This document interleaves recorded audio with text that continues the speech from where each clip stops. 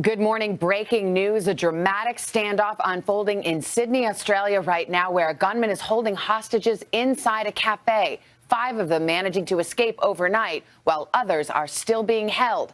And their captor is laying out unusual demands. We'll be live at the scene.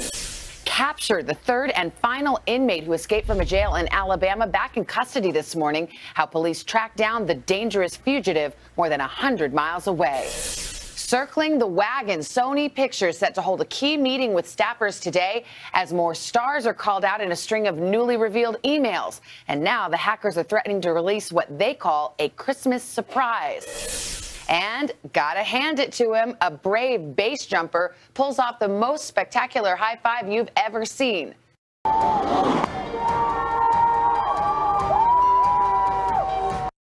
Today, Monday, December 15th, 2014.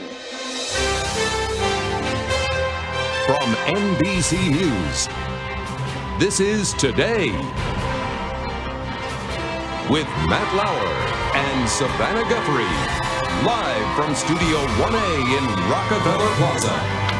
And good morning, everyone. Welcome to Today on a Monday morning. Got the gang all here. Willie in for Matt. And boy, some breaking news coming out of Australia this morning. We're going to get right to it. It's a tense situation at a cafe in Sydney, and it's all playing out on live television. Chilling images of hostages inside and the few who have made a daring dash to safety. Let's go to NBC's Sarah James. She has the latest this morning. Sarah, good morning to you. Well, good to tell you the latest on. Good morning to you as well, and I want to tell you the latest on the situation. I'm standing just a couple of 100 yards away from that cafe where the lights went out a short time ago, and so it's hard to see exactly what is going on inside, but we are hearing some things, and we are hearing because some of those hostages are contacting media outlets and relaying information from the gunman. I am also just getting reports from some informed sources that police are zeroing in on exactly who this gunman is, and they're learning more details about him, and we will of course be following up on that. This drama began just 13 hours ago, 13 long hours for those inside. A dramatic dash to freedom. Overnight, 5 hostages escaped a siege at a cafe in the heart of Sydney, but an unknown number of others remain captive.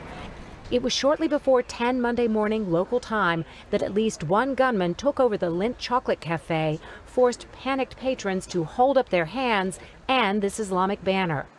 Escaped hostages say he's made demands, including a phone call with the Australian Prime Minister and an official ISIS flag. NBC affiliate Channel 7 has released this image of a gunman. For those that may be in that particular building, rest assured we are doing all we can to set you free. Police have cordoned off the city center, a massive response, including snipers and special operations teams. The Sydney Opera House was evacuated, as was the U.S. consulate, just a block away. The airspace over the center of the city, a no-fly zone. The Prime Minister addressed the nation. I can think of almost nothing more distressing, more terrifying than to be caught up in such a situation.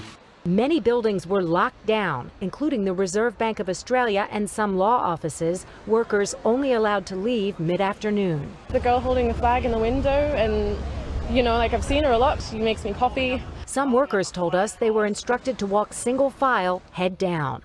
Authorities are tight-lipped about what they know about any possible link to terrorist organizations. Australia has been a staunch ally of the U.S. in the war against Islamic State. As the hours tick by and hostages remain in peril. I should also tell you that the White House has been briefed on this ongoing situation here in Australia by Homeland Security's Lisa Monaco. And we will continue to follow the latest details on this for you. Back to you. All right, Sarah, live at the scene. Thank you so much. Former senior FBI official Don Borelli is an NBC counterterrorism analyst. He's now the chief operating officer of the Soufan Group. Don, it's good to see you again.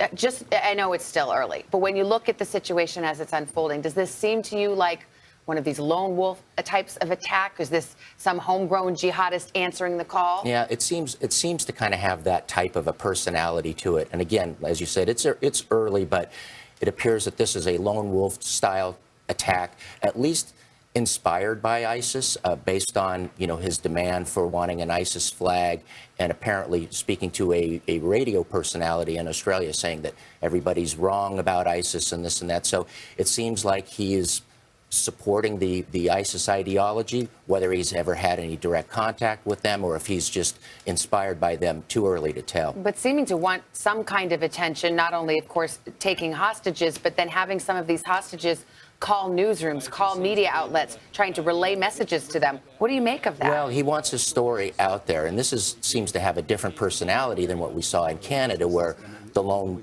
wolf person basically just started shooting as the first course of action. This person seems to have some kind of a political motivation, wants to speak to the prime minister, wants the media attention. Even the location seems to be somewhat strategic, knowing that he would get a lot of attention from media.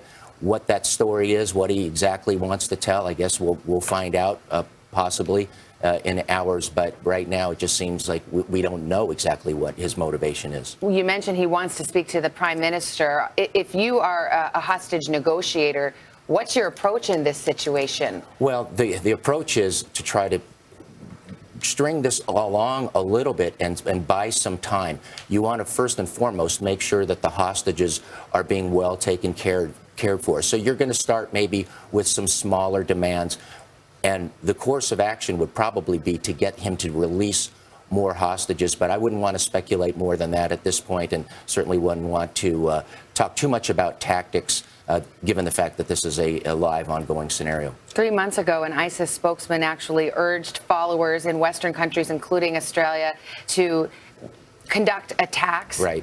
What is the possibility in your mind that this is someone who believes they're answering that call? It could very well be. We've seen the effectiveness of social media and how it drives these people to take action.